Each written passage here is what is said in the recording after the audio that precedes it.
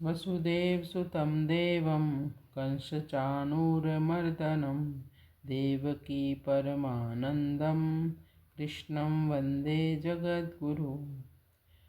श्रीमद् भगवद गीता अध्याय 1 और श्लोक भी पहला।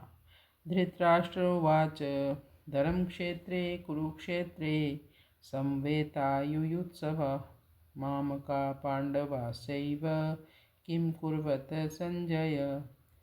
धृतराष्ट्र उवाच धर्मक्षेत्रे कुरुक्षेत्रे संवेतायुयुत्सवः मामका पाण्डवाश्चैव किं कुर्वत संजय।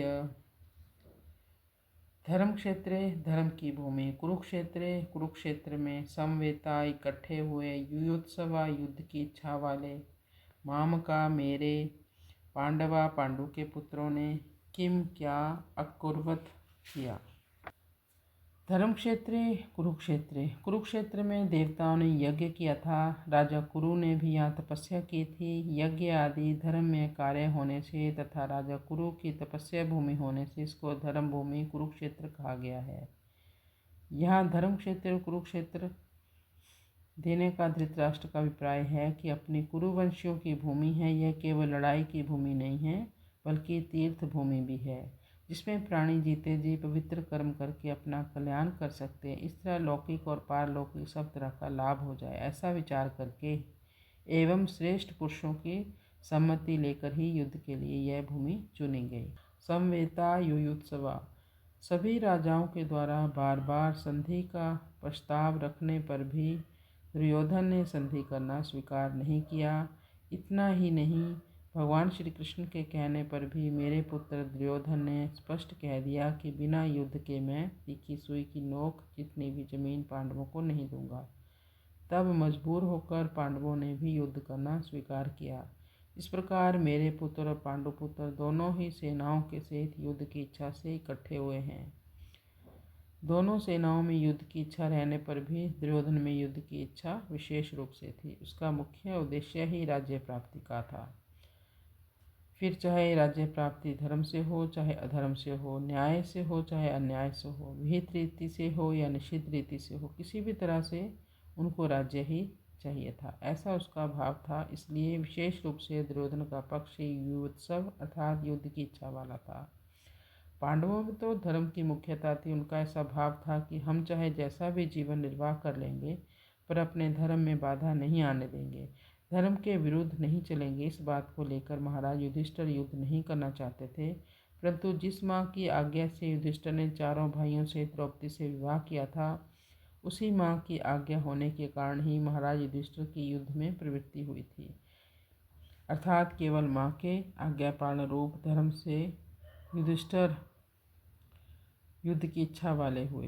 तात्पर्य यह है कि दुर्योधन आदि तो राज्य को लेकर ही युद्धसव थे, पर पांडव धर्म को लेकर युद्ध में आए थे। मामका पांडवाश्चैव, पांडव धृतराष्ट्र को अपने पिता के बड़े भाई होने से पिता के ही समान समझते थे और उनकी आज्ञा का पालन भी करते थे। धृतराष्ट्र के द्वारा अनुचित आज्ञा देने पर भी पांडव उचित अनुचित का विचार न करके उनकी आज्ञा का पालन करते थे। यहाँ पर पांडवाश्चैव कहने का क्या मतलब था कि धृतराष्ट्र का अपने पुत्रों और पांडु के पुत्रों में समान भाव नहीं था, उनमें पक्षपात था। हाँ, अपने पुत्रों के प्रति मोह था। वे दुर्योधन आदि को तो अपना मानते थे पर पांडवों को अपना नहीं मानते थे। इस कारण उन्होंने अपने पुत्रों के लिए मामका और पांडु के पुत्रों के लिए पांडवा कहा, क्योंकि जो भाव भीतर होते हैं वही अक्सर वाणी से बाहर निकलते हैं। किम कुर्वत संजय, किम शब्द के 3 अर्थ निकलते हैं, विकल्प, निंदा यानी आक्षेप करना, और प्रश्न, युद्ध हुआ कि नहीं। इस तरह का विकल्प तो यहाँ लिया ही नहीं जा सकता, क्योंकि 10 दिन तक युद्ध हो चुका था और भीष्म जी को रथ से गिरा देने के बाद संजय हस्तिनापुर आकर धृतराष्ट्र को वहाँ की सब घटना सुना रहे हैं।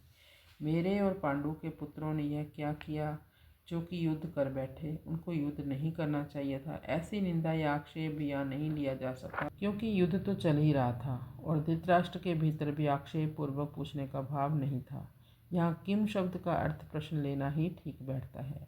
ये धृतराष्ट्र संजय से भिन्न भिन्न प्रकार की छोटी बड़ी सब घटनाओं को अनुक्रम से बारी बारी से विस्तार पूर्वक ठीक ठीक जानने के लिए ही प्रश्न कर रहे हैं। इसका परिशिष्ट भाव हम ले लेते हैं। जय श्री कृष्ण। इसका हम भाव लेते हैं, मेरे पुत्र मामका और पांडु के पुत्र पांडवा। इस मतभेद से ही राग द्वेष पैदा हुए, जिससे फिर लड़ाई हुई, हलचल हुई। धृतराष्ट्र के भीतर पैदा हुए राग द्वेष का फल यह हुआ कि 100 के 100 कौरव मारे गए, पर पांडव एक भी नहीं मारा गया। जैसे दही बिलोते हैं तो उसमें हलचल पैदा होती है, जिससे मक्खन निकलता है, ऐसे ही मामका और पांडवा के भेद से पैदा हुई हलचल से अर्जुन के मन में कल्याण की अभिलाषा जागृत हुई, जिससे भगवद गीता रूपी मक्खन निकला। तात्पर्य यह हुआ कि धृतराष्ट्र के मन में होने वाली हलचल से लड़ाई पैदा हुई और अर्जुन के मन में होने वाली हलचल से गीता जैसा ग्रंथ प्रकट हो गया। श्रीमद् भगवद गीता की जय। कृष्णाय वासुदेवाय हरये परमात्मने प्रणतक्लेशनाशाय गोविंदाय नमो नमः।